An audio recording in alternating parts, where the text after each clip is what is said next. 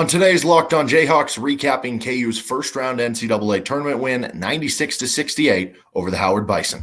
You are Locked On Jayhawks, your daily podcast on the Kansas Jayhawks, part of the Locked On Podcast Network, your team every day.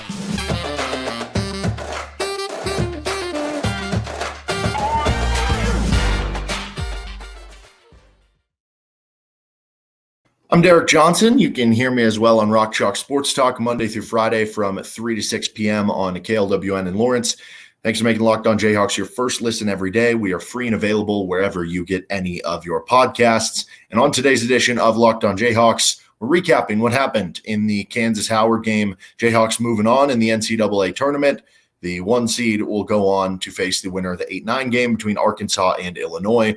Try to get a preview of that game maybe later in the week for you here. I am out of town. I am out in Lake Tahoe right now, so apologies if the audio doesn't sound maybe quite as good with some of the studio audio, but wanted to get this out with the recap a little bit quicker of an episode today with Kansas taking down Howard 96-68.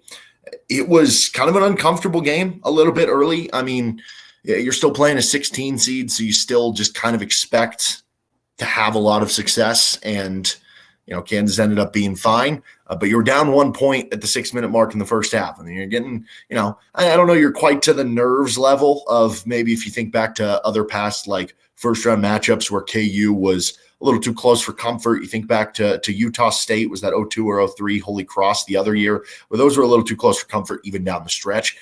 This one was one where, even if you're only up a point, if you're tied at half, you're like, that's not good, but we still got plenty of time here. So there still was plenty of time, but the longer it went, the longer it was like, all right, when are you going to put them away? And the more it becomes, this is getting a little nerve-wracking there. But that means over the final 26 minutes of the game, Kansas outscored them by 29 points. They were able to get out in transition at will, and when you let this team get in transition at will, it's going to be a problem for the other team. They're so good at scoring in transition. They did a good job guarding the three-point line for the most part, I would say, from Howard. I'm not going to say overall. There was still a decent amount, a handful or two of open threes for Howard that they had in the game, but overall you hold them to 10 for 31. They came in shooting over 42% from three in conference play and 37% for the season. And you did a pretty good job on the outside. The defense kind of struggled through the first 14 minutes of the game. Again, you had given up 31 points through that point. That means the final 26 minutes, you have 37. So the defense got a lot better as the game went on. You forced a lot of turnovers, which is when KU's at their best, both defensively and helping their offense to get out in transition. You forced 18 turnovers in the game. We saw KU dominate on the offensive glass, which you like to see when you're playing against a smaller school opponent like Howard. So that was nice to see for KU. And it was kind of the recipe that we've seen so well when KU has played at their best. When KU's played at their best, 4 or 5 of the starters have stepped up. Well, really everyone was good, at least offensively, for KU in this game, even the bench. Dajuan Harris, double figures. Gradey Dick, double figures. Jalen Wilson, double figures. Kevin McCullar, double figures. KJ Adams, double figures. All 5 of your starters had double figures in this game. And the bench even played well for you. Joe Yesufu looked really good. He had 8 points, and that is certainly going to be an interesting takeaway if he can follow it up. Like maybe extended playing time in the Big 12 tournament could help him, and maybe coming back to Des Moines where he did so well at Drake. Like, what if that unlocks something in him, a bit of confidence, a bit of comfort, that if he can go off in the second round, that would be huge for KU. And when I say go off, if he has 8 points again, that would be kind of classified as that. He went 2 for 4 from 3, looked confident dribbling into that 1-3. He also got 8 points off the bench from Ernest Uday, who just continues to terrorize rims. He got a couple points late from Zach Clements and Zuby Ejiofor. Bobby Pettiford, I thought actually looked pretty good. He had a couple steals in there. He had a nice pass. He made 2 free throws. He had a couple steals, one of them kind of late in the first half, which was a nice play for him. I thought, even though the stats weren't great, I thought that was and this is with a grain of salt, because I think it was 4, 5, 6 straight games for Bobby where he had 0 points. But that was probably the best he's looked in a month, albeit against Howard. But sometimes it's nice to just get rolling again in the NCAA tournament. So all good for KU. Obviously, the big storyline coming in was, what's the status of Bill Self? And it turns out that he did not coach in the game. But according to Norm Roberts, he had coached the team in the last 3 practices. He was still in the film study for the team. He was still getting in contact somehow, probably, I don't know, texting one of the, like maybe director of ops or assistant coach or something like that on the sideline, getting in contact maybe during halftime, post-game, pre-game, all that stuff, that he's still part of the process, the coaching process, just not for the actual on the floor, maybe calling out plays, which is still super valuable for Bill Self because he's so good at it. But at the very least, you're getting still big contributions from Bill Self, more than maybe you were in the Big 12 tournament or at the beginning of the season during that 4-game suspension, when on game day, he could not do anything with the team. So that is a positive. And because of some of those things he's been doing elsewhere, it does make you feel like he is on the road back to recovery, to coaching again. But also because it's only 2 days away from you playing a second round game, if you're asking me right now, I'm just kind of under the assumption it'll be Norm Roberts again, but that Bill Self will continue to help them set up the game plan and get ready for the game. But overall, impressive first game victory for KU, as you kind of expect, kind of a ho-hum victory. But that's kind of the point. Whenever you're the 1 seed, you're playing the 16 seed.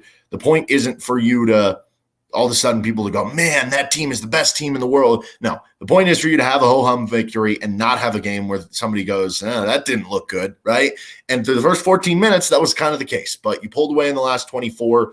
Certainly we'll see how KU, if they can get their bodies rejuvenated and rested, because Norm Roberts said in the postgame, like, guys were tired. They were playing at I think he called it a rat race kind of pace, where they were running up and down the floor, playing really fast. You don't have a super deep bench.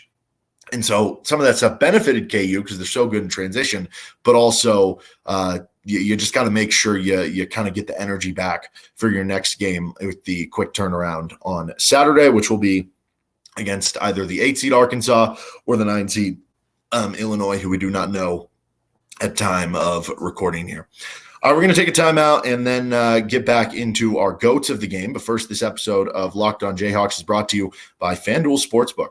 The midway point of the NBA season is here, and now is the perfect time to download FanDuel, America's #1 sportsbook app, because new customers get a no-sweat first bet up to $1,000. That's bonus bets back if your first bet doesn't win. Just download the FanDuel Sportsbook app. It's safe, secure, and super easy to use. Then you can bet on everything from money line to point scores to three-pointers drained. You can bet on the next KU game. I saw an early line. If they play Arkansas, could be around 3-4 points. If it's Illinois, I bet you it'll be around 5, maybe, if that would be the case. If I'm looking at maybe a player prop that I would like, obviously we don't know what the prop specifically would be coming into that game, but I look at either one as being a game that Jalen Wilson's going to try to grind you through, and expect it to be a close game. I could see Jalen getting you 20, 25 points in a game like that. If the kind of second half of the game, Gradey Dick kind of struggled a little bit defensively through the early portion of the game, but then he got it going from offense and everything. I could see him continuing on with a really good weekend and that kind of setting up for a big 3-point shooting game. So those would be the two guys I would I know those are KU star players, so nothing crazy. But FanDuel even lets you combine your bets for a chance at a bigger payout with same-game parlay. Don't miss your chance for your no-sweat first bet up to $1,000 in bonus bets when you go to FanDuel.com/lockedon. That's FanDuel.com/lockedon to learn more. Make every moment more. FanDuel, an official sports betting partner of the NBA. We will try to get to a preview. Maybe we'll do that like tomorrow or something, or I don't know, have it set for Saturday or something for when we figure out the opponent with Arkansas or Illinois. But KU takes down Howard 96-68. They move on to the second round of the NCAA tournament. GOATs of the game, I guess first Norm Roberts gets the NCAA tournament win. So good for Norm. And certainly, when KU goes up 13 at the break after having that really strong run to finish the first half, how are they going to come out in the second half? Were you going to let Howard hit a couple threes, get right back in it? No, they put their foot on the gas pedal and they went from there. So credit to Norm for being able to do that and weathering through for another game without Bill Self for KU.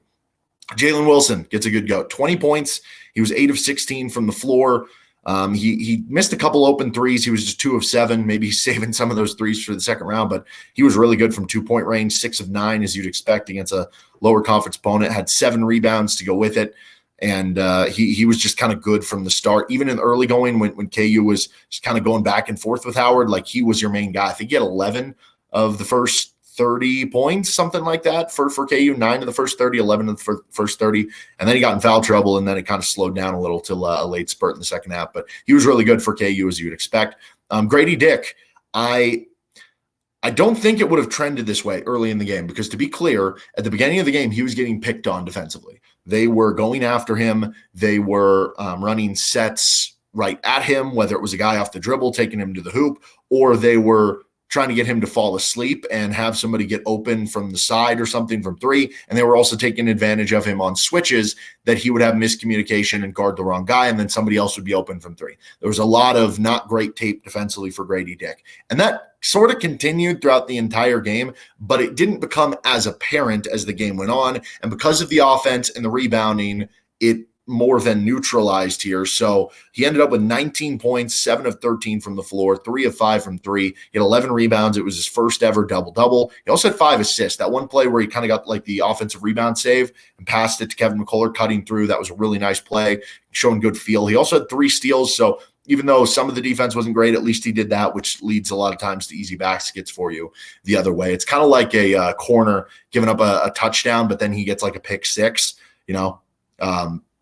it's ideally you'd rather have just like the guy that locks it down every single time, but sometimes you need the little feast and famine as well. I think Dajuan Harris gets a good GOAT, sort of in the same vein as Gradey Dick. Like, it wasn't the typical Gradey Dick good GOAT game in terms of there were still some flaws. It wasn't the typical Dajuan Harris game in terms of usually the turnover numbers are so down. He had 4 of them. He had a couple out of control passes, but overall 11 points. He had 7 assists, 3 rebounds. He also had 4 steals.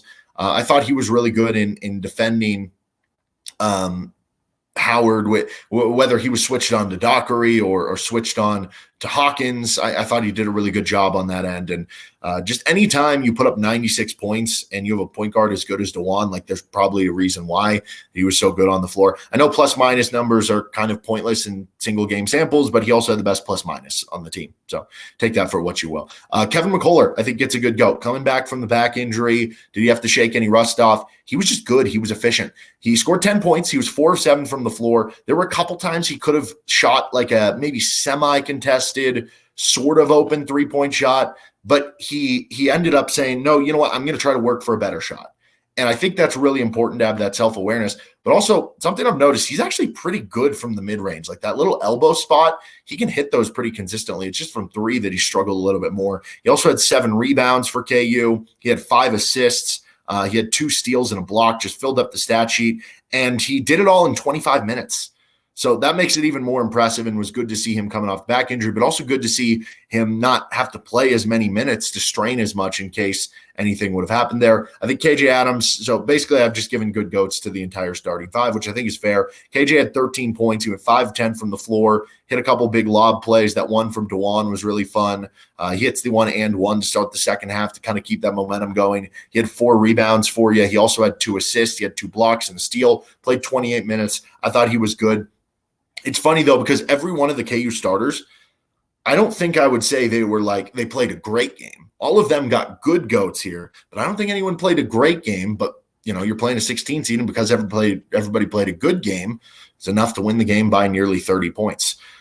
I think Joe Yesufu probably deserves a good goat here too. He had 8 points, 3 of 5 from the floor, 2 of 4. As I mentioned, I loved the confidence, him dribbling into that 1-3 that was open from kind of straight on. That was the confidence of the guy we saw at Drake. And you wonder if him being back in Des Moines gives him some comfortability that he can go off here down the stretch. He also had 2 assists for KU. He had a steal. He had a rebound. He only played 14 minutes, and he was a plus 13, which was really good for KU. And honestly, I could probably just give good goat to the entire bench. Bobby Pettiford, Joe Yesufu, Zach Clements, Ernest Uday, Zuby Ejiofor all scored off the bench. The only one of your bench players that did not score was Michael Jankovic. And I get it. Zach Clements, Zuby Ejiofor, they scored kind of garbage time buckets. But if you combine it all together, that is 23 points from the KU bench. That would more than enough do it. And it's very good efficiency too. And you look up and down the lineup, like Bobby Pettiford was a plus 13. Joe Yesufu was a plus 13. All these guys were pluses. You got some big-time dunks from Ernest to give you momentum. I just thought they looked really impressive. And even if we take away those, again, kind of late-game minutes from Zuby and Zach Clements and Michael Jankovic and even the late minutes from Bobby Pettiford, if you just look at the first half minutes from Bobby and the entire game for Joe Yesufu and the entire game for Ernest Uday, you still saw some really impressive stuff. Ernest didn't get any rebounds, which you don't love to see, but He got a block. He was imposing his will interior defensively. He got all those lob plays with those 8 points. Joe Yesufu, as I mentioned, talking about his offense. Bobby Pettiford, like I said earlier, I thought this was his best game in maybe a month or so of the season. He only finished 0 of 2 with 2 points, 2 rebounds, 1 assist, 2 steals. But his impact, I thought, was felt in some key moments of this game, especially down the end of the first half when you did start to pull away. He was kind of on the floor for that run, and I thought played pretty well for KU. All right, let's finish up with our bad goats here with Locked On Jayhawks. Finishing up with the bad goats, that would be anyone who has not stopped at Mr. Fong's Pizza yet. If you are out in Des Moines, what are you doing? Go get some crab rangoon pizza. Also, I mentioned this on RCST earlier this week. If you want a good spot to get maybe a little bit nicer dinner, maybe a big place, you can get a good beer and get something good to eat. Hessen House, highly recommend that in downtown Des Moines if you're looking for somewhere to go for a good meal down there. I know a lot of people will talk about like Zombie Burger and stuff. I think Zombie Burger is good, but I think there's a lot of other good places too. There's a cool little bar scene downtown as well if you're into that sort of stuff. As far as the players, I don't really have any bad goats here. I think early in the game, you could have said KU's defense, and maybe overall for the game, there were too many defensive mistakes that you would like against a 16 seed. I also noticed there were a couple times Howard ran this inbound play when they were doing the baseline out of bounds kind of near the corner that they basically worked a pick to get the guy the ball into the corner, throw him the ball so that it led to an auto switch from KU, and that they got one of their lead guards, one of their good scoring guards, immediately off the inbounds pass, switched on to KU's center, which was like Ernest Uday or KJ Adams. I wonder if that'll be an adjustment for KU, but just like little things like that, leaving guys open for three, maybe a little bit too much. The early going of the game, like I said, they scored 31 points in the first 14 minutes. You did clamp down a little more after that, giving up just 37 points in the final 26. And certainly in a high tempo game like this was, you give up 68 points. Like that's not a bad game, but also when you compare to the opponent, it's not like a great game defensively either, but that would be kind of the one flaw they showed earlier in the game was the defense. I know Norm Roberts also mentioned in the postgame that he didn't love how up and down they were playing. Like they like to get in transition and play fast, but not all the time. Sometimes they want to slow it. Also, he mentioned in the postgame, if we're just going to kind of copy off Norm's notes, which he knows more basketball than I do, so I'm totally cool with that. KU missed outs on some screens and didn't do a good enough job setting screens offensively. So I guess we'll just go with those as the possible bad goats there. All right, that's going to do it for this episode. A little bit of a shorter episode of Locked On Jayhawks here. We will maybe get to a preview of the Arkansas game and possibly a recap of that over the weekend as well. But KU is moving on to the second round of the NCAA Tournament. That'll do it for this episode of Locked On Jayhawks. You can subscribe wherever you get any of your podcasts. You can find us on YouTube. Give us a like if you could. It certainly helps us out. You can hit me up on Twitter at DJohnsonRadio. You guys also hear me, not the rest of this week, but next week on Rock Chalk Sports Talk, Monday through Friday from 3 to 6 on KLWN. Have a good rest of your day.